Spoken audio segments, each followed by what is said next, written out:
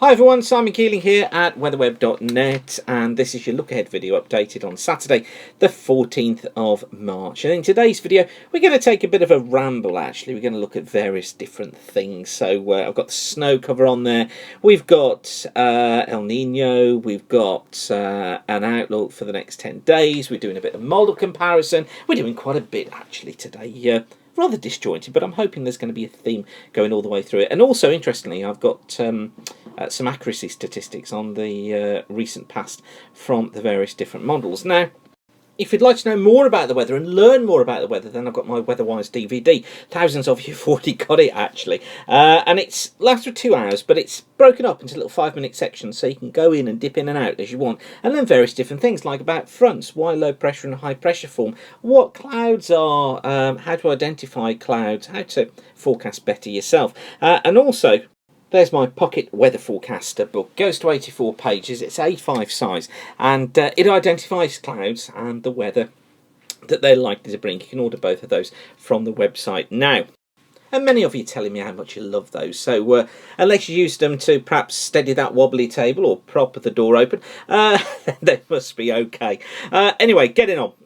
This is the latest ENSO forecast, so it's El Nino forecast, and what it's shown us here, look, is that we're kind of hovering around the weak 0.5 on the El Nino 3.4 as we head through the rest of the year. That's the prediction anyway, although notice that CFS model wants to make more of it. You remember a few videos ago, we were talking about this a few days ago, where it strengthens El Nino through this year. Others don't make that much of it, others try to keep it around the level that it's at the moment. But given the performance of the models recently concerning El Nino, really you do have to treat it with a bit of caution. But I think if we work around it staying where it is at the moment, I don't think we're going to be too far wrong. I can identify the weak El Nino in here on the sea surface temperature chart. What this also shows is the cold water still look towards the west of the UK, although it has broken down a little bit over the last few days, and we've started to get an intrusion of this warmer water, getting in from the eastern coast of the states. Notice too how warm the west of the states is, and also how warm the water around Australia going into the Indian Ocean is as well. Predictions for the coming seasons looking like this. This is from the CFS. So we've got April, May and June at the top. May, June, July, June, July, August.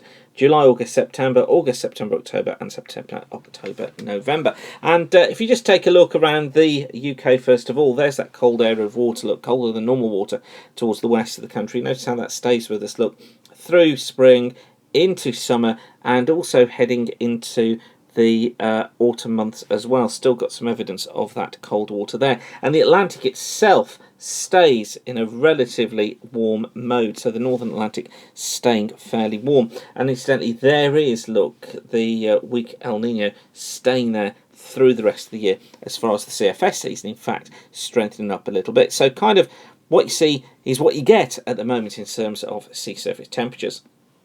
What it should do is make forecasting the longer range a little easier. If only that were the reality. But this is a snow cover as it was yesterday. And what's interesting about this is to compare this year's snow cover with last year's snow cover for the same date. And there really is very little difference. So that's this year. That was 2014, you see. Virtually no difference at all. In terms of model performance, we haven't done this for a while, have we? Just looking at how the models are performing. This is the anomaly correlations for 500 millibars for the Northern Hemisphere at 5 days from various different models. So the black is GFS, then we've got ECMWF, we've got the Canadian, we've got the MNOC model, the FNOP model, and we've got the UKMO, we've got the NCMRWF, and we've also got this CFS in there as well. And actually, you notice how the ECMWF look has still been outperforming the GFS. GFS coming in with a correlation of 0.917, ECMWF coming in with 0.935. So actually, ECMWF still appears to be the model of choice, and the CFS also not performing too badly. So ECMWF is still there despite the upgrades to the GFS. But then watch what happens. That's day 5. I mean, phenomenal correlations, really, given that we're predicting 5 days ahead. It shows how those forecasts have advanced. But just look what happens when you get to day 10. So this is the 240-hour forecast. And notice how, look, we started really quite well at the beginning of the month here. Well, the CFS did, up at 0.8. But then, look, it's fallen off significantly as this month has progressed. And we're now sitting down pretty low, actually. We've now got 0.5 as correlations for GFS and for ECMWF and the Canadian as well. Actually, very little to choose between them over the last couple of days. So not so rosy when you get out to the 10-day. I mean, you wouldn't expect it to some extent, would you? You'd expect the correlations to come down, but they have come off fairly significantly. And if you just take a very crude mean running through there, you can see that probably the mean, the current figures, and certainly for the last week, are below where you would expect them to be. So the model's not performing particularly well in those 10-day outlooks just at the moment. Let's hope the models perform better then over the coming days. This is the 7-day temperature anomaly forecast, and you notice that it's showing us near normal temperatures across much of the UK, but starting to get things down below across Ireland and across parts of central and southern England as well. Temperatures holding close to normal across France, but a pretty chilly spell to come across Iberia thanks to easterly winds down there. But you notice here, look, much warmer than normal across the eastern parts of Europe, including into the central growing regions here, look, of Western Russia and into Ukraine. Now, a little bit of a discrepancy on the 7 to 10 day mean of the 500 millibar flow. We've got the ECMWF on the left here, GFS on the right. This is ending a week on Tuesday. And what they're trying to show, look, is the GFS trying to get straight, southwesterly jet in across the Atlantic. ECMWF tries it as well, but it tries to make far more of the ridge building out towards the west. Now, given the recent track record of both of the models as we've just seen, actually, you're leaning into sort of ECMWF territory overall, with the idea of more of a ridge building out towards the west, and if that happened, the flow goes more into a northerly before it collapses back into a westerly as the ridge punches through that as the ridge gets punched through by the jet stream coming in from the States. So you kind of would have to lean into ECMWF territory today. However, what all models are in agreement with is that we're going back far more into a jet stream situation. This is the jet for this afternoon. There it is up towards the north and west of the UK. Here it is by next Sunday the 22nd over the UK. But actually as quite a weak feature, but strengthening out here in the Atlantic. And then prediction for Wednesday the 25th, well, look at that, straight through the country, headed down into Europe. So it's pointing constantly as this idea of the westerlies trying to get back in. Now, what we have to be wary of is that this isn't GFS bias again, trying to bring things back into a westerly. But the latest ECMWF 32, so that's the monthly version of the ECMWF, also wants to significantly strengthen the jet stream.